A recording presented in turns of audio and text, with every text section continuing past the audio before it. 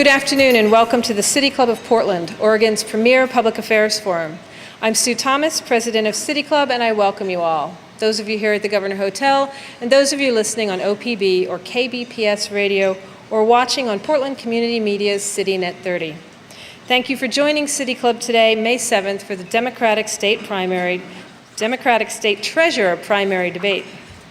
As we begin, we would like to offer our appreciation to our Friday Forum corporate sponsors, whose generous financial support make these time-honored City Club luncheons possible. Please help me thank Key Private Bank, Northwest Natural, and Schwabe Williamson Wyatt.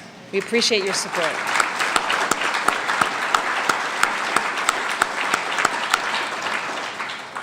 And now to introduce our debate moderator.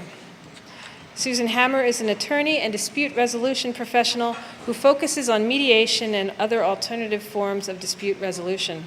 She has been recognized by Best Lawyers in America and by Oregon Super Lawyers. A City Club member since 1982, she is a former City Club president and was a recipient of the City Club of Portland Award of Merit. Susan?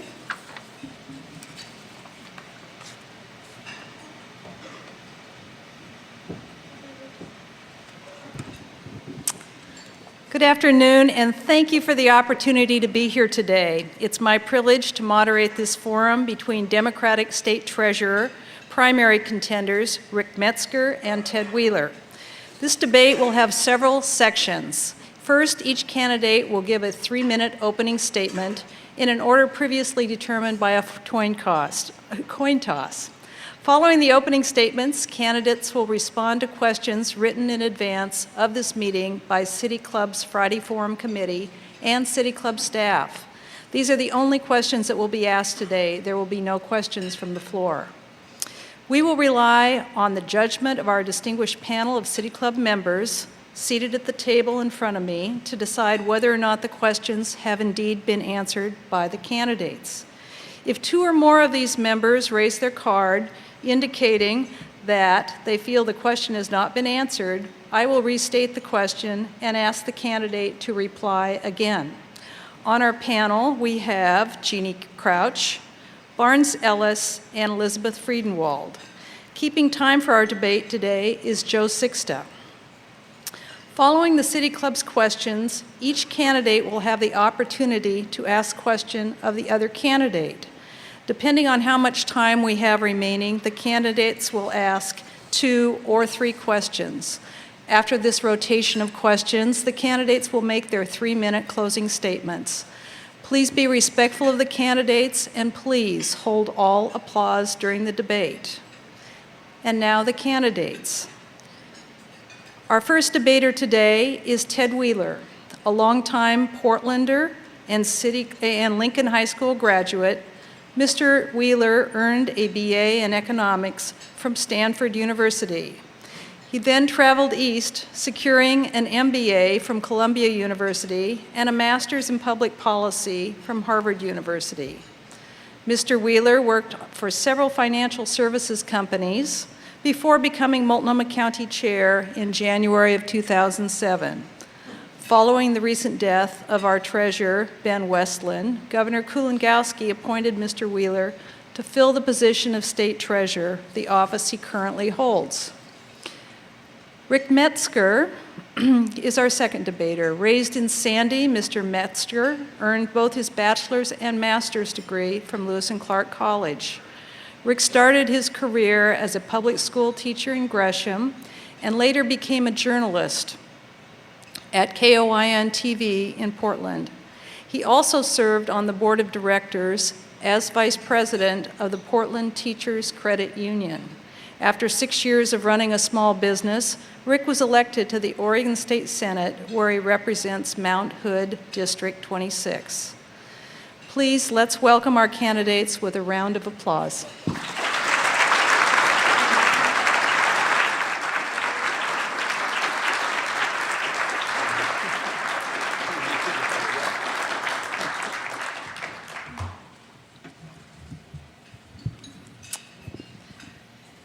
Mr. Wheeler, would you please begin with your opening statement?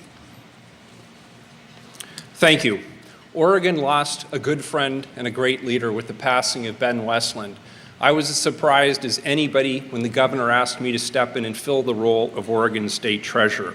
As it turns out, it's an excellent fit with my experience as an effective financial leader as chair of Multnomah County and as a manager and director of a private investment firm that managed nearly $6 billion of local retirement funds. Oregon's current economy is our state's biggest challenge. We've been harder hit by this recession than most. 1 in 5 Oregonians is seeking food assistance. Our unemployment rate is in the top 5 nationally. In February alone, over 3,000 Oregon families lost their homes to foreclosure. As your treasurer, I'm already working hard to help Oregonians get back to work. We need more Treasury-funded projects like the one in Tillamook, where Build America bonds recently sold through the Treasury will allow that community to completely revitalize its business district and take advantage of a growing economy. That's just one of 51 infrastructure projects around the state that will hire thousands of Oregonians. But we can do more. We will deposit more state funds in Oregon community banks and credit unions that lend money to create Oregon jobs. I'm also working hard to protect our taxpayer dollars. In my first days on the job, I took decisive action to reform my agency's travel policies and internal controls. I'm asking the Oregon Investment Council to scour our $68 billion investment portfolio to make sure that we're not exposed to funds like the one at Goldman Sachs, which is currently under scrutiny for defrauding taxpayers. Our relaunched college savings plan is safer and one of the only ways that many Oregon families can afford to save money for their children's college education. Now we're getting the word out about the plan and helping more people sign up. Oregon needs a treasurer who knows the technical details of the job and can hold accountable financial firms that we do business with. We need a treasurer who knows the difference between debentures, CDOs, and derivatives. Investment houses are not our friends. We're sitting across the table from them, negotiating the kind of deal that Oregonians are going to get. You need to know what questions to ask, and you need to be able to push back when they give you the answers. At Multnomah County, I earned a reputation as a strong fiscal manager. I balanced the budget during 3 of the most economically challenging years in recent history. We fully funded our rainy day fund, we managed our pension obligations, and unlike many jurisdictions, we paid down our debt by tens of millions of dollars. That's the kind of experience and the approach I bring to the job of state treasurer. It's also why I'm endorsed by every major newspaper, by employees in business groups, environmental groups, and advocates for children and senior citizens. I hope to earn your support too. Thank you. Mr. Metsger, your opening statement. Thank you. I'd like to thank the City Club and also the listeners of Oregon Public Broadcasting for the opportunity to be here today. The City Club has a long and storied history of providing a platform for discussion of important issues to Oregonians. Yesterday, the financial experts on Wall Street set the Dow Jones Industrial Average down 1,000 points during the trading day, the largest drop in the history of the index. Included was a 700-point drop in 15 minutes, followed by a 600-point uptick in the next 20 minutes. The CBOE Volatility Index spiked 60% in one day. As I was watching that on CNBC, I heard the anchorwoman Maria Bartiromo proclaim, "If you can't trust Wall Street, why would anyone invest? And where are the regulators?"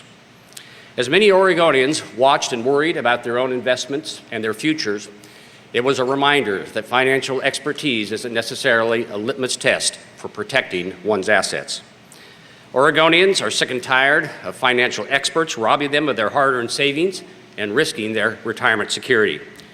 In these times, more than ever, our citizens are looking for a champion of Main Street who have the courage to take on Wall Street and hold them accountable to working families.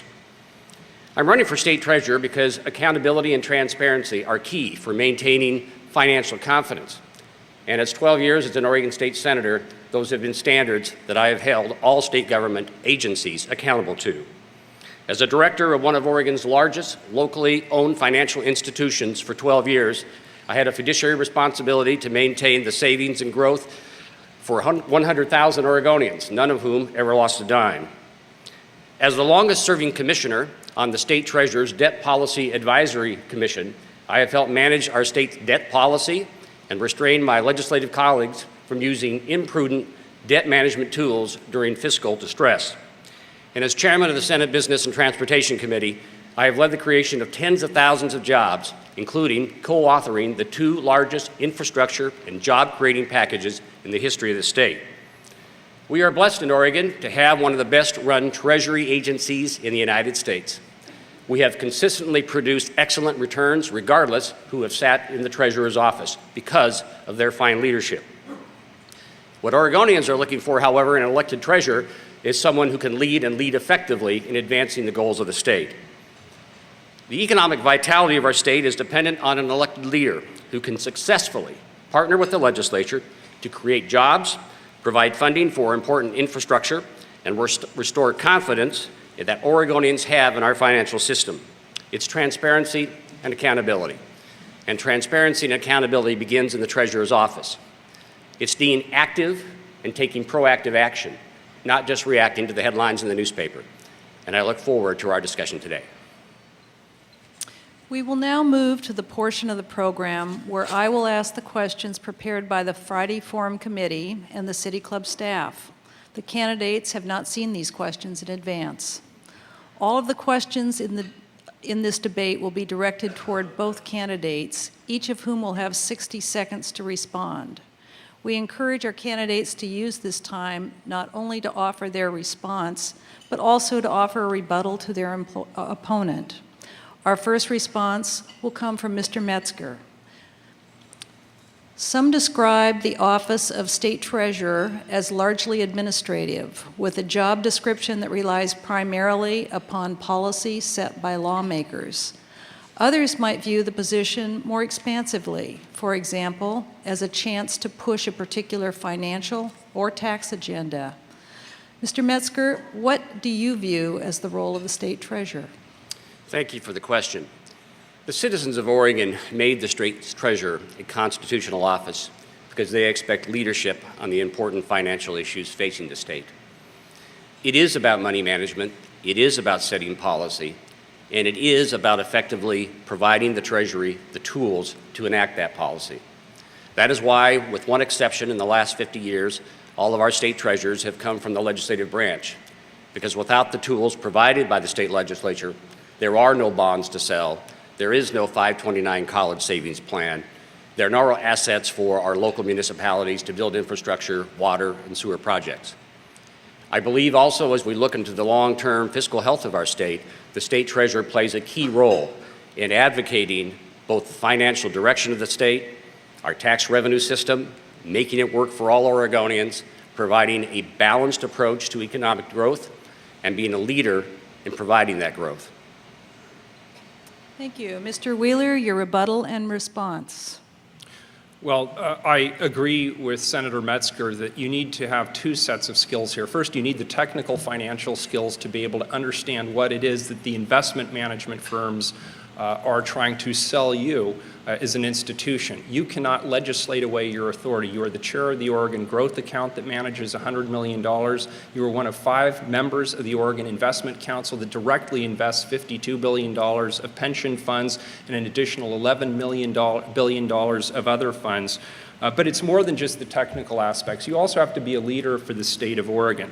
I'm already leading by working with other state treasurers around the nation to call for fundamental reform of Wall Street, increased transparency, more information on derivatives, more information that's publicly disclosed about the risk portfolios or risk profiles of various portfolios that are currently invested in by states like Oregon, and making sure that we have access to all the information that we're entitled to. I'm also working with the banking. The next question is for Mr. Wheeler. A recent Oregonian article noted that you agree on a lot of issues, from trying to create more jobs to educating Oregonians on money management. Though your backgrounds and leadership styles may differ, what are 2 or 3 policy initiatives that clearly distinguish you from the other candidate? Number one, I'm very strong on the environment. I have the endorsement of the Oregon League of Conservation Voters and have a very strong public record in protecting the environment. It's important because the Treasurer sits on the Oregon Land Board, which protects critical state lands.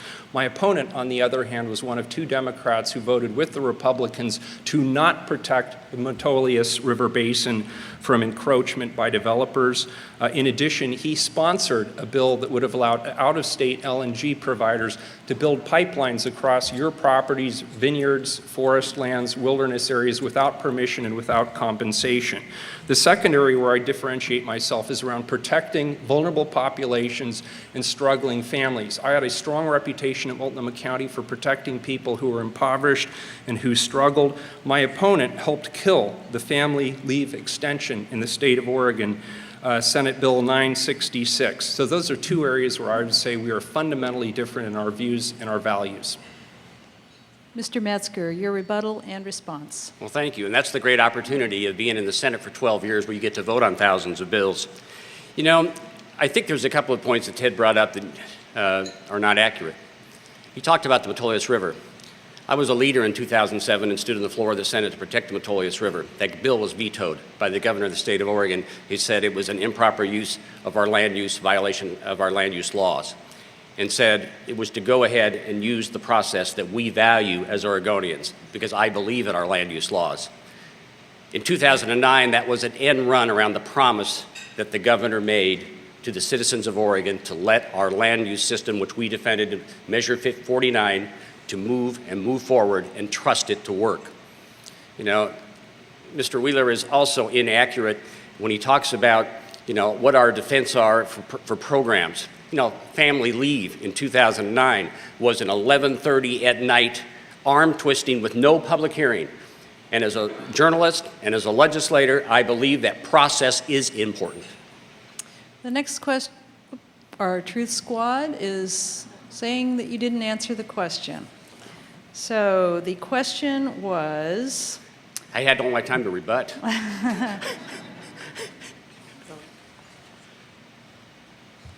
2 or 3 policy initiatives that clearly distinguish you from the other candidate. Okay, number one, I have clearly created tens of thousands of jobs for Oregonians. Those are measurable jobs. That is a difference. Well, Ted has done a great job of managing the budget for Multnomah County, has not created private sector jobs that I have done as chairman of Senate Business and Transportation. I am a leader in consumer advocacy. With Senate Bill 408 in 2005, that stopped Scottish Power and Enron from stealing our ratepayer dollars, and instead of putting them into Treasury, put those into their own pockets. And in 2007, with Senate Bill 963, worked to change the mortgage industry. A year before, the subprime meltdown cost everyone just about everything. Thank you. The next question is for Mr. Metsger. If you're elected as treasurer in November, you will have just 2 months to prepare for the 2011 legislative session. Is a legislative agenda necessary for next year? And if so, what will it include if you are elected? Mr. Wheeler has noted in some of our conversations that he helped close a $45 million debt in Multnomah County, and I give him credit for that. I have helped our state not once, twice, but 3 times close budget deficits as large as $4.2 billion this last year. And this is where the skills as a legislator are needed as state treasurer.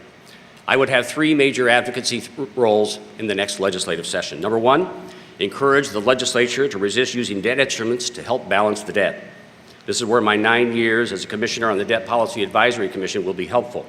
2, I'll work with my former colleagues to pass kicker reform to improve our state bond rating, reducing costs, and putting more revenue back into the general fund. And 3, I'll develop a modification to measures 5 and 50 that have put a stranglehold on the state budget and particularly funding our K-12 schools.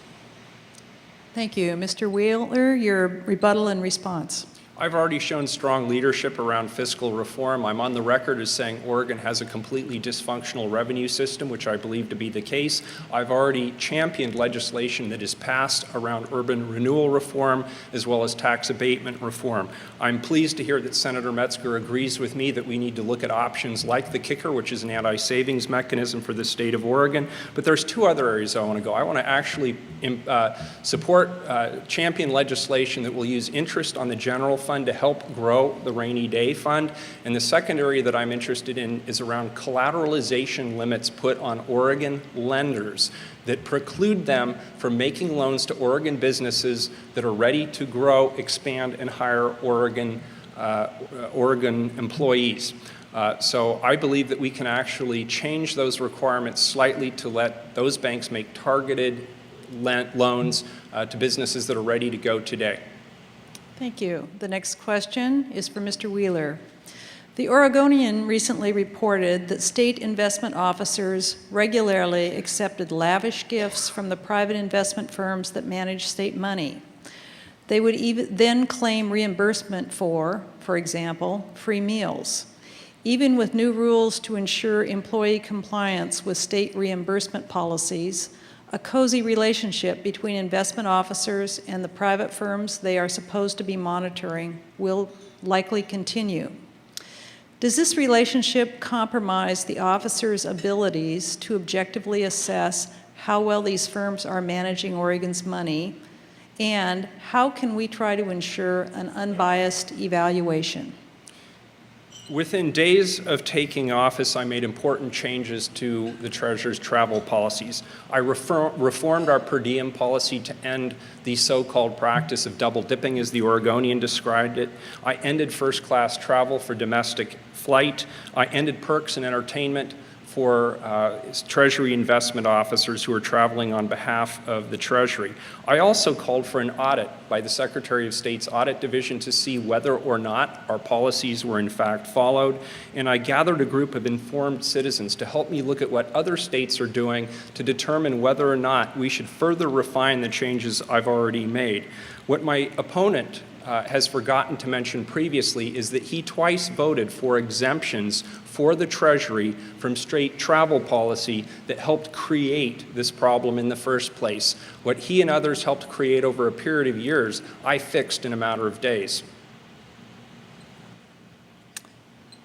Thank you.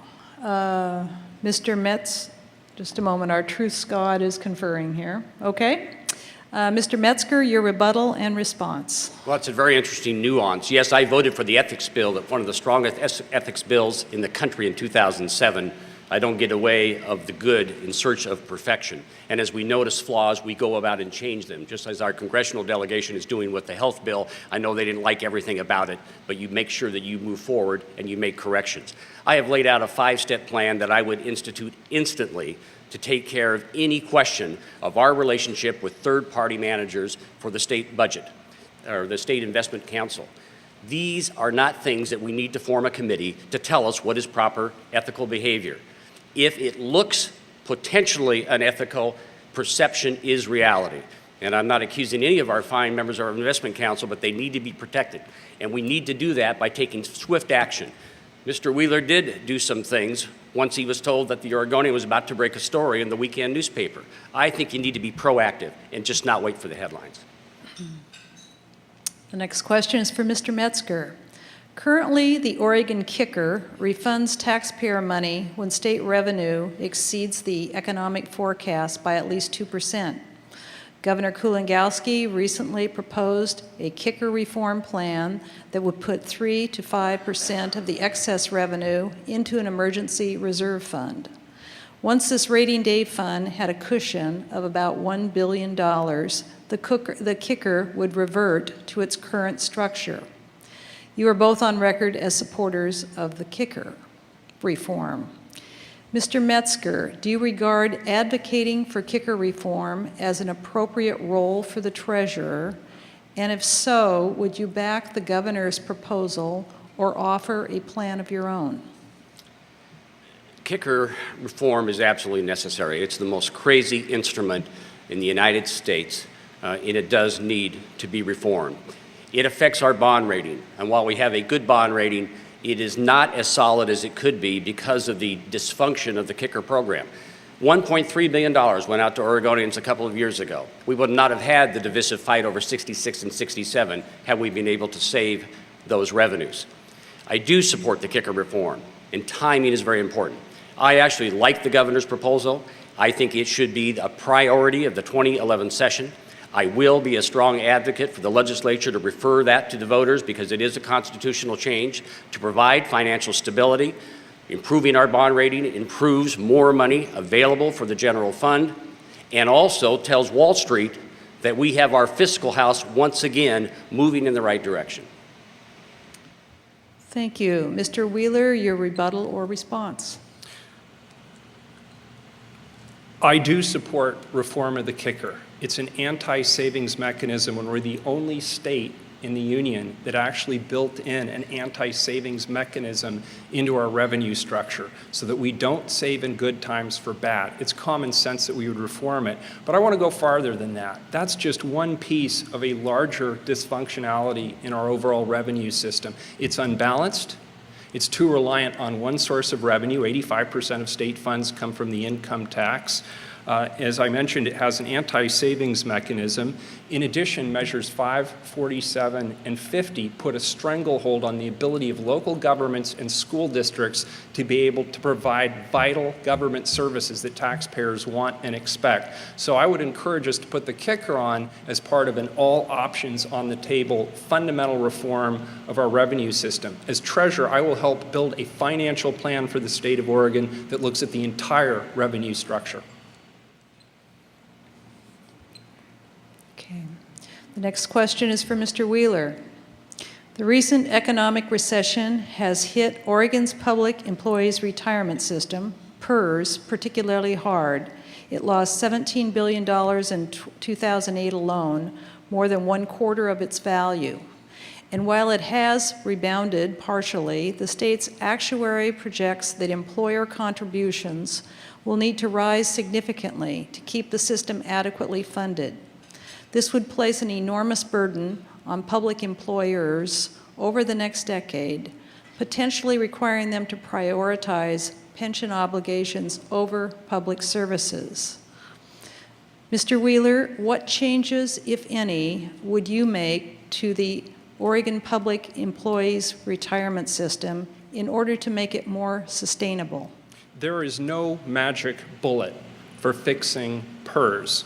There's a number of structural ideas that are on the table, ranging from creating a fourth tier of employee retirement plans that are similar to a 401k to taxing out-of-state benefits and other reforms.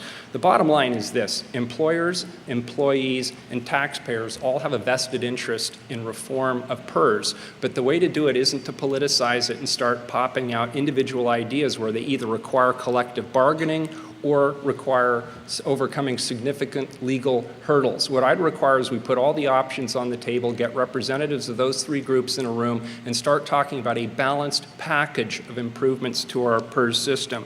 The best thing the treasurer can do is continue to be an effective investor of our $52 billion PERS retirement plan.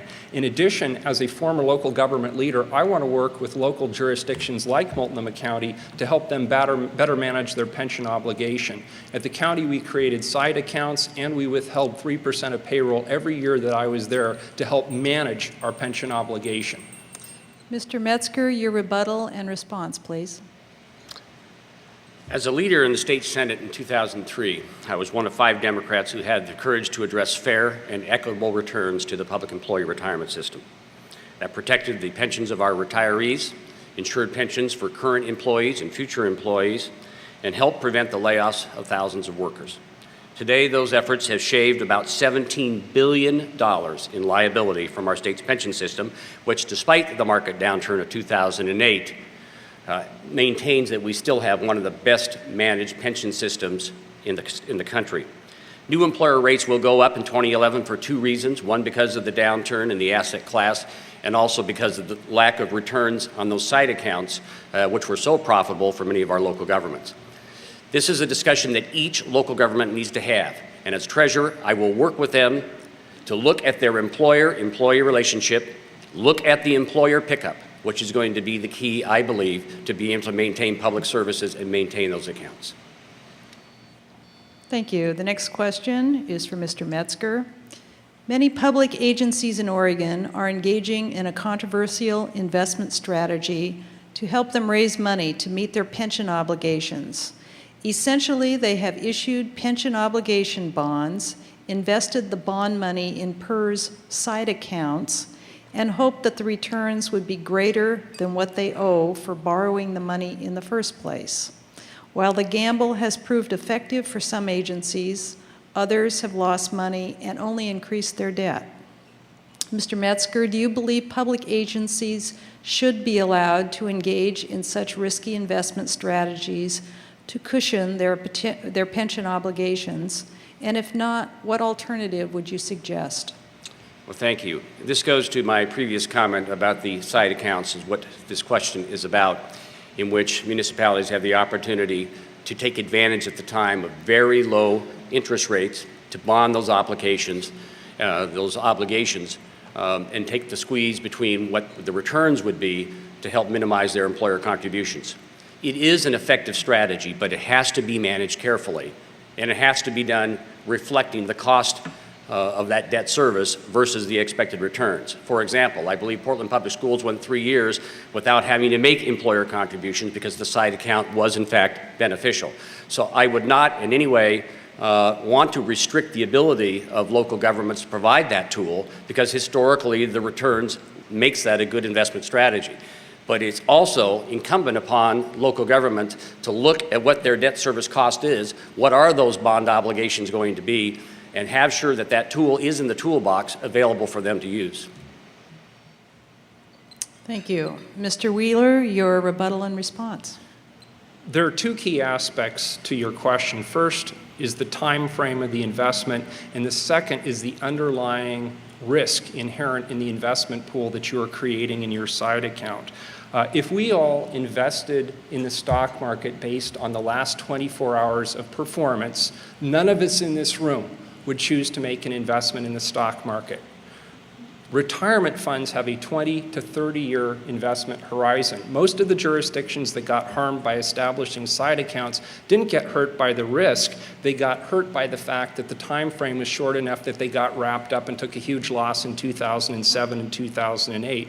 Alternatively, Multnomah County, which created side accounts in 1999, has benefited from 2 up cycles, and the underlying investments in that side account are relatively safe. So it has worked for Multnomah County relative to other jurisdictions. So I do support it, and I encourage and will work with jurisdictions to help manage their PERS obligations. Thank you. Next question is for Mr. Wheeler. Oregon investors in the state's 529 College Savings Plan lost an estimated $36 million, or 35% of their value, when the plan's manager, Oppenheimer Funds, made risky investments rather than the conservative ones promised to shareholders. Despite knowing about this issue, Treasury employees failed to intervene until it was too late to save investors' money. The state fired and sued Oppenheimer and hired a new fund manager. Mr. Wheeler, what more, if anything, would you do to improve future oversight of the College Savings Plan and ensure accountability from those who oversee it? I believe there is always room for improvement, both in terms of the investment lineup and in terms of our internal accountability on how those funds are managed. But I will say I am very confident in the reforms that the Treasury has already put into place around the new 529 College Savings Plan. We moved the funds from Oppenheimer to a reputable firm that manages 8 other states' 529 College Savings Plan, TIAA-CREF. We also did something unique. We have an independent consultant who looks over every investment decision and holds the managers accountable for investment decisions that they make. So a lot of the problems that existed previously would have a much higher threshold to go through in order to happen today. I'm very confident that we have that accountability and oversight. I will also mention that this is personal for me, since my 3.5-year-old daughter's college savings plan is in the Oregon 529 College Savings Plan. So I will continue to make sure that we are accountable and effective in administrating that program. Thank you. Mr. Metzger, your rebuttal and response. Well, first of all, I want to give credit where credit is due, and that is to Treasurer Ben Westland, who initiated the reforms with the 529 college plan last year, and earlier this year set into motion more opportunities, more controls over that 529 plan to provide protection for Oregon families. And Mr. Wheeler is correct. I think the oversight that has been placed over the 529 program can give confidence to Oregon families that those funds are wisely invested, and the prospectus that they are given for the plan that they enter actually will be followed. Our problem was a lack of oversight out of state Treasury, and this was embarrassing for the state of Oregon because as Treasury, as elected officials, we went on television to sell this to Oregon families. I would ensure the policies that are in place now remain in place and are strengthened to have constant vigilance over those plans to make sure that the prospectus is in fact being followed as it is sold to Oregon families. Thank you. The next question is for Mr. Metzger. Oregon's higher education institutions are becoming increasingly out of reach for low and middle income families. To help resolve this issue, some states allow parents to prepay tuition based upon current rates. Should Oregon create a prepaid tuition plan, and why or why not? That is an issue that I think needs to be addressed. I cannot say off the top without due diligence whether that is a policy the state of Oregon should engage in. Let me tell you what we have done and how that may be expanded. I was pleased in the last two sessions of the Oregon legislature to help lead increased payment for the Oregon Opportunity Grant, which for the first time was designed to give every Oregon child an opportunity to go to college with support from the state of Oregon so that they would not be turned away because of the lack of financial resources. That, combined with the 529 college savings plan we previously talked about, has strengthened the opportunity for Oregonians to pursue higher education. A plan such as you suggest, a prepayment plan, has been instituted elsewhere. It has not always been successful in meeting the cost and the obligations that would fall upon the state. So I think that takes much more diligence to look at as to whether that is viable to put the full faith and credit of the state of Oregon behind. Thank you. Mr. Wheeler, your rebuttal and response. There is nothing inherently wrong with a prepaid plan. The question again is who is doing the investment management of the underlying investments. So I do think it is worthwhile to look into that along with other things that we've already done. In the state of Oregon, we have a very generous income tax deduction for families that choose to invest in the 529 college savings plan. So I encourage everybody in this room and on the radio to look into that opportunity. And you can get into it at a very affordable rate. For as low as a $50 lump sum payment, you can begin saving for your child's college education, or $15 if it's an ongoing payroll deduction. So please look into that at the Treasury website. But I can't resist in my last 18 seconds to point out that the legislature has been utterly remiss in investing in higher education in the state of Oregon. And it has put us at a competitive disadvantage, and it has required students to pick up more of the tab in terms of higher fees and charges and tuitions. So we should also invest in higher ed. Thank you. Next question is for Mr. Wheeler. Oregon bonds fund major construction projects ranging from schools to roads. When a state borrows money to, for example, build bridges, a small change in the state's bond rating can cost or save millions of taxpayer dollars. What in particular would you do to improve Oregon's bond rating? There's two things that the Treasurer can do directly to keep the bond rating stable. The first is advocate for fundamental financial reform of the state's dysfunctional revenue system. And as I mentioned earlier, I'm going to lead the creation of a finance plan for the state of Oregon that includes all sources of revenues and looks at our cost structure. The second area is by keeping our bonding capacity in check. We don't want to go down the road of California and start issuing additional debt in order to meet our short-term cost needs. I will be relentless in making sure that we keep the relative amount of debt, our debt profile, as low as possible to keep that bond rating high. I'm particularly aware of this because at Multnomah County, I made an effort to pay down our debt load by tens of millions of dollars because I knew we were about to build a $300 million bridge and a $25 million courthouse in East County. Every level of debt safety reduces the cost of those projects by millions and millions of dollars. Mr. Metsger, your rebuttal and response. The first thing about improving our bond rating, as whether it's Moody's or Fitch, who looks and rates the bonds of the state of Oregon, is based on the revenues that back those bonds.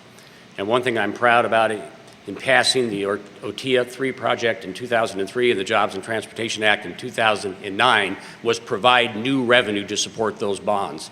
And that's what supports our bond rating. Two other areas, one of which I have previously mentioned, is reforming the kicker law. That uncertainty is a lid on improving our bond rating, and that is essential that we address that issue. The second one is the initiative system. 46% of all the dollars expended by the legislature are a result of initiatives passed by the citizens of Oregon who didn't have to pass the funding to pay for those. We need to work more diligently to convince the citizens of Oregon that when we put new programs in, that we have to provide the revenue to pay for them. Mr. Metsger, each year Oregon deposits hundreds of millions of dollars in multinational banks, which then often turn around and invest Oregon's money outside of the state. Moreover, the recent failures and mergers of some of America's largest banks resulted in their reticence to invest in small and medium-sized local businesses. Given this, should the state of Oregon consider establishing some kind of public bank? And if so, what should it look like? And if not, why not? Well, first of all, there is only one state that has one, and that is the state of North Dakota. That started that in 1919 because the state, which is half the size of Multnomah County, did not have enough citizens to attract the interests of banking interests, and so they decided they had to take issues under control themselves. We don't have that situation. We have strong community banks in the state of Oregon, and we have a strong credit union system. Last year, on my third try in 2010, or I guess it was this year, wasn't it? In 2010, in February, I passed the legislation and carried on the Senate floor the ability to deposit public funds in credit unions. Now, between credit unions and our community banks, we can have those deposits and put those dollars to work in Oregon without relying on investing in multinationals who do not necessarily have our community interest at heart. Thank you. Mr. Wheeler, your rebuttal and response, please. The number one need for businesses in Oregon right now is access to capital, to invest, to expand, to hire Oregonians. I propose several changes, one of which is that I mentioned briefly is to work with local lending institutions to talk about the collateralization requirements that the state of Oregon puts on top of FDIC requirements. There are businesses in our state right now that are ready to expand, but they can't because they can't get a loan. Meanwhile, banks want to loan to those businesses, but they can't because they're sitting on a wad of funds that are required by the state of Oregon in terms of our collateralization requirements. I propose that we look at rebalancing that and getting funding out to businesses that have a good credit history that are ready to expand. In addition, I don't believe we need a state bank because we already have the 35 local banking institutions and credit unions. Let's try and work with them to get the credit out to the community first. Thank you. During this portion of the program, each candidate will ask questions of the other. We have time for 3 questions from each candidate. Questions must be asked in 30 seconds. The other candidate will have 1 minute to respond, after which the questioner will have the option of a 30-second rebuttal. We will alternate between the candidates, and we'll begin with Mr. Wheeler. Mr. Wheeler, your first question for Mr. Metsger, please. In 2007, Senate Bill 966 was defeated 15-14, a 1-vote difference, which would have provided paid family leave to family members who needed to take days to care for a sick child or parent and not lose pay.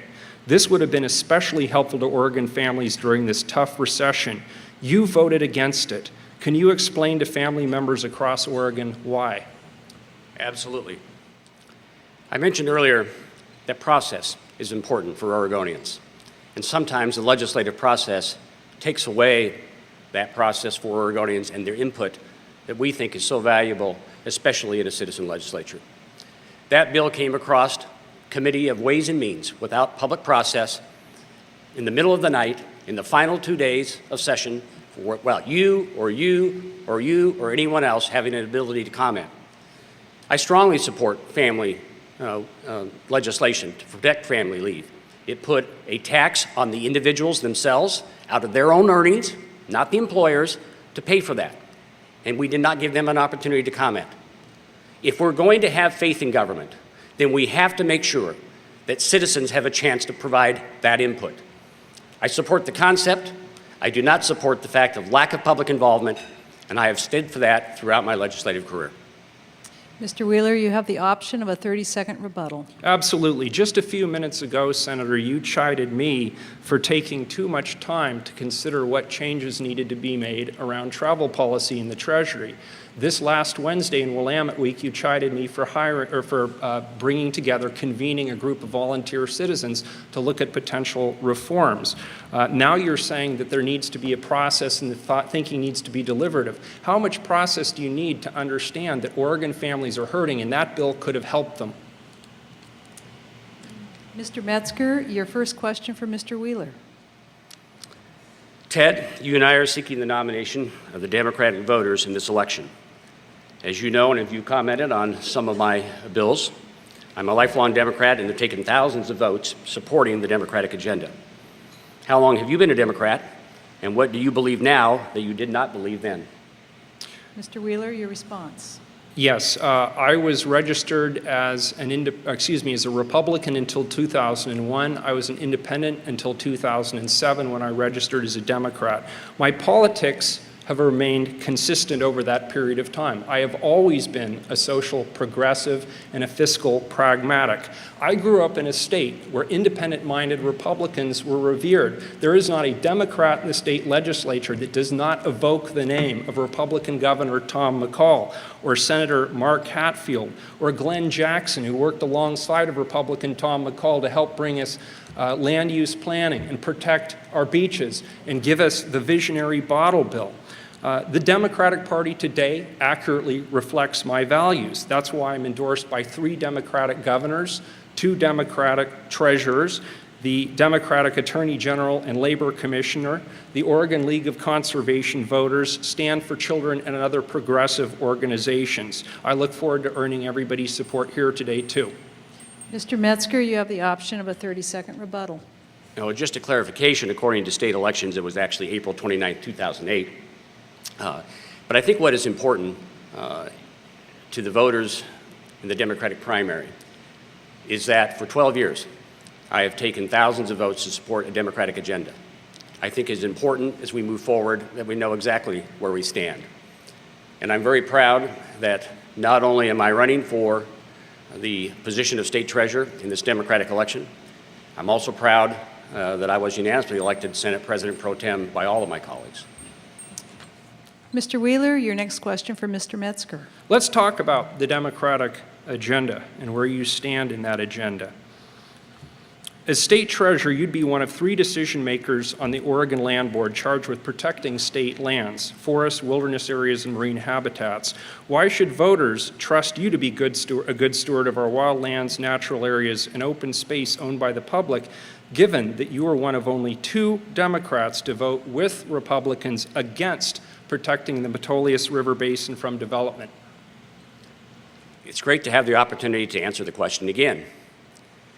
In 2007, I gave the speech on the floor of the Senate to protect the Metolius River that came through my committee, which I voted affirmatively.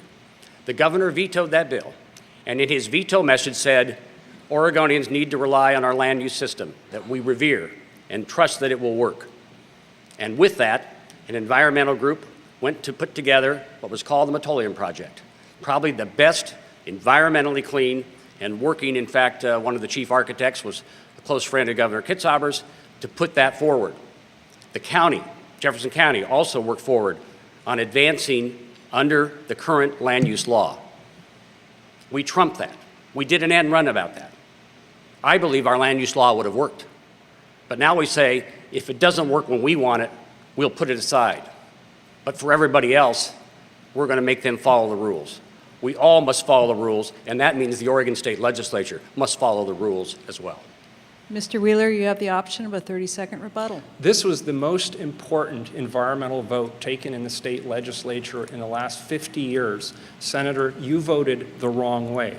The Metolius has water quality that is unlike any other in the state of Oregon, and it protects fish and wildlife habitat because of its unique quality. In the real community, what happened was Democrats and Republicans worked together for decades to protect that vital habitat, and when it came time to take a swing, you whiffed. Mr. That's a sports cliche. It is, actually. I'm kind of proud of that. I don't usually do that. Mr. Metsger, your next question for Mr. Wheeler. Ted, measures 66 and 67, designed to ask businesses and wealthy Oregonians to pay a little more to protect vital public services, were very divisive in our state. Public employee unions spent millions to pass those measures, and you told them in our interviews that you were a strong and enthusiastic supporter of both measures. Yet your fellow commissioner, Judy Shiprack, said she and two of your colleagues wanted to pass a resolution giving Multnomah County support, and that you said you would not support it. Neither I nor members of the press could find any public pronouncement of your leadership on that issue. Could you clarify that confusion? Yes, when you made that statement the other day in an interview that we had, I provided public documentation to the reporter after you left. I publicly supported measures 66 and 67. I would have been completely negligent not to, as the chair of Multnomah County, given that it would have added another $20 to $24 million on top of a $45 million budget deficit. It would have impacted our libraries, our health clinics, and our Sun schools, all of which I champion at Multnomah County. I did make a strategic decision that I would support Measure 66 and 67 in my own way, and it was up to individual commissioners to decide if they wanted to do something different. Any one of the 5 county commissioners could have brought forward a resolution, regardless of what the chair's strategic decision was. None did, so I assume they agreed with my strategy. I will say again, Senator, that I'm disappointed that we didn't also talk about fundamental fiscal reform for the state of Oregon, and I look forward to doing that as state treasurer. Mr. Metsger, you have the option of a 30-second rebuttal. Measures 66 and 67, as I mentioned, were very divisive. Whether you supported it or opposed it, it was a call for leadership.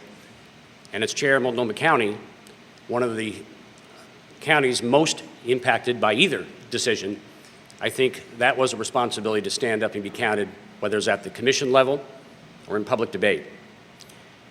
I think it is imperative that regardless of the public winds, that we need to stand up and be counted. Mr. Wheeler, your next question to Mr. Metsger. Senator, a NASA study has concluded that motor vehicle traffic is the #1 source of greenhouse gas emissions.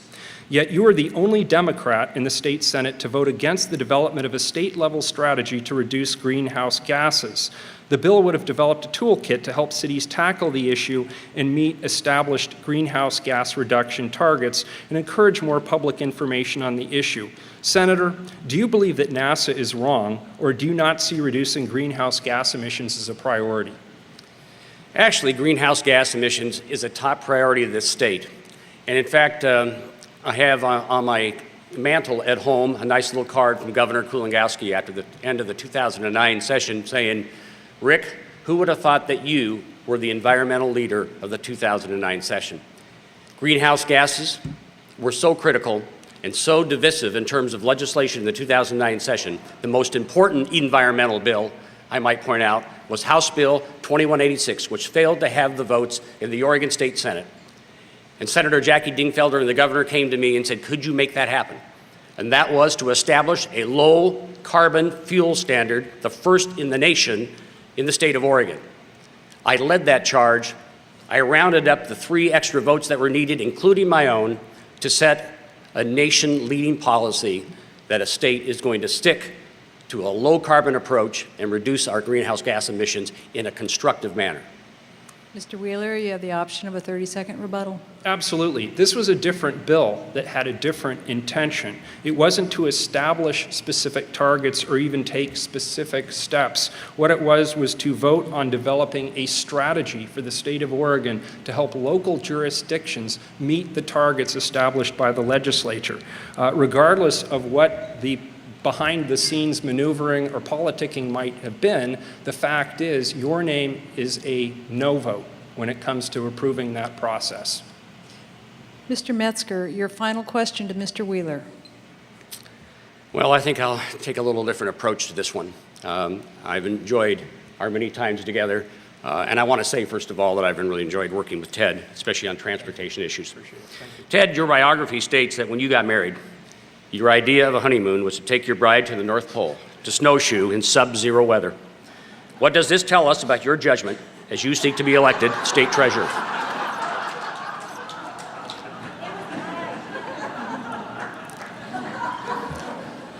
I just lost the debate.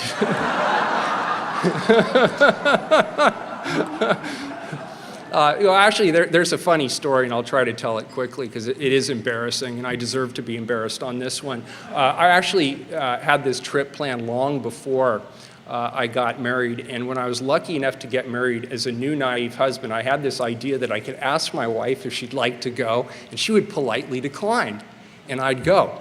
And when I asked her, she impressed the heck out of me and said, "When are we leaving?" And so it'll be a story for us to tell our child and our grandchildren, but the most remarkable thing, Senator, is that she stuck with me. And I agree with you. I showed incredibly lousy judgment. And Senator, since I have a few more seconds, I just want to say how much I have appreciated the back and forth that we've had not only today, but throughout this campaign. You've been a real gentleman. And I think we've had some great debates, and we've proven that the Treasury is the most exciting office in the state of Oregon. Look at that, huh? Mr. Metsger, anything to add? Well, I will also just note that Ted also has another leg up on me. He's climbed Mount Everest. I just want to go on for the record. I've climbed Mount Tabor. I'm keeping it local, keeping it green.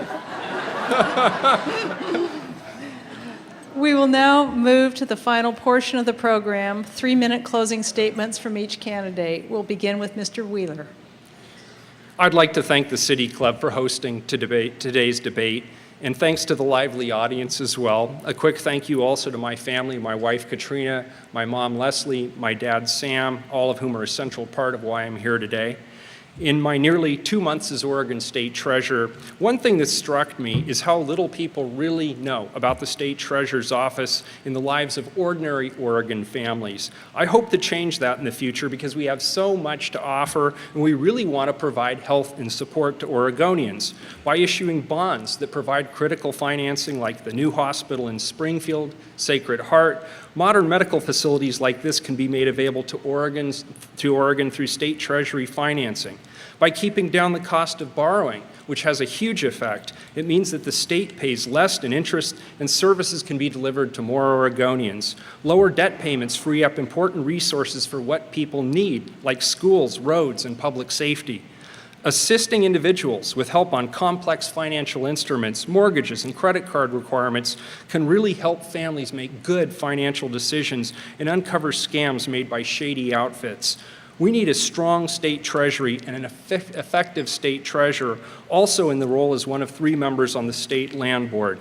Today, the board's land base includes nearly 1.6 million acres of state land. It's a big responsibility that requires protection of these assets, stewardship of fragile environments that must last into future generations, and production of revenue stream for the benefit of our public schools. My background as a strong environmental advocate with a creative financial mind makes me a good fit for that team. I love this state, and now I'm raising my family here, and I feel very optimistic about our future. We can overcome our economic situation if we capitalize on the significant competitive advantages that we enjoy. We can pull together the creative financing needed to bring renewable local energy opportunities to fruition. Wind, biomass, wave energy, geothermal, these are all arenas in which we can produce marketable, profitable power that puts Oregonians to work and supports our communities.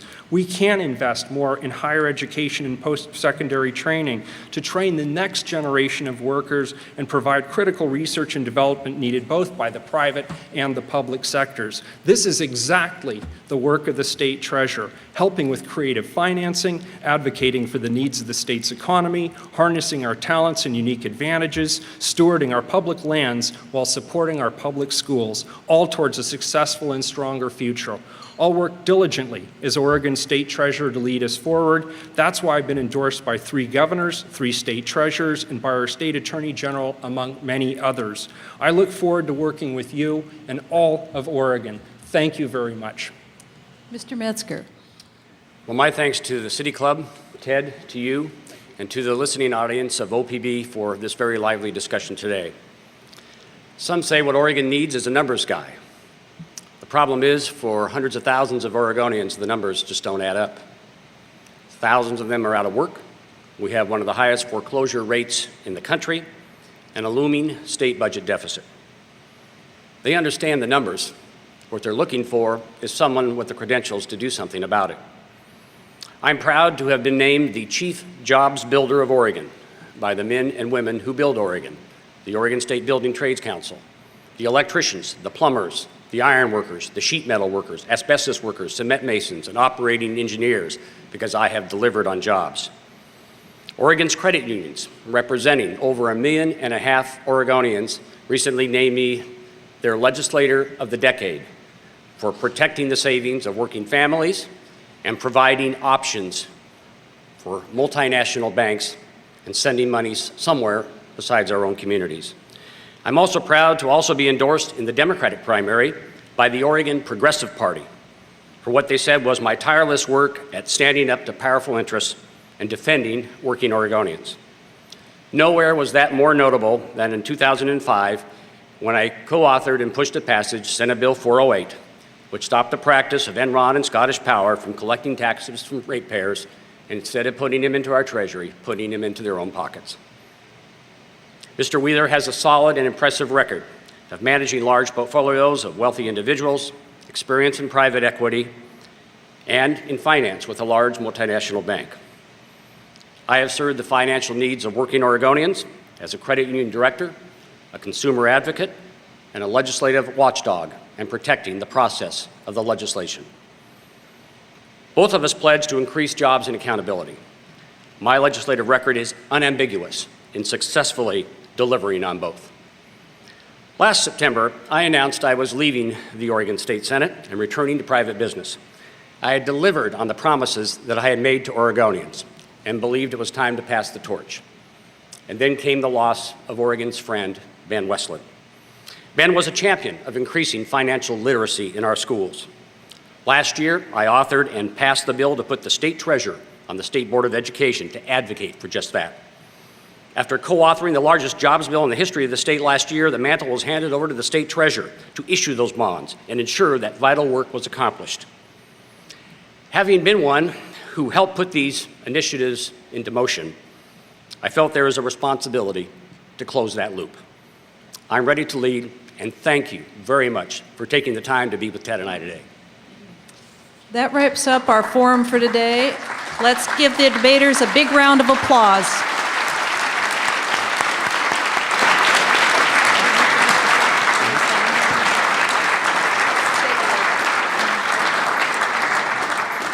As we close, I'd like to thank our Truth Squad members, Jeannie Crouch, Elizabeth Friedenwald, and Barnes Ellis. Thank you to our timekeeper, Joe Sixta. A special thank you to our moderator, Susan Hammer. And of course, our greatest appreciation to today's debaters, Rick Metsger and Ted Wheeler. Tune in next week for a look at the future of nuclear energy. We're adjourned.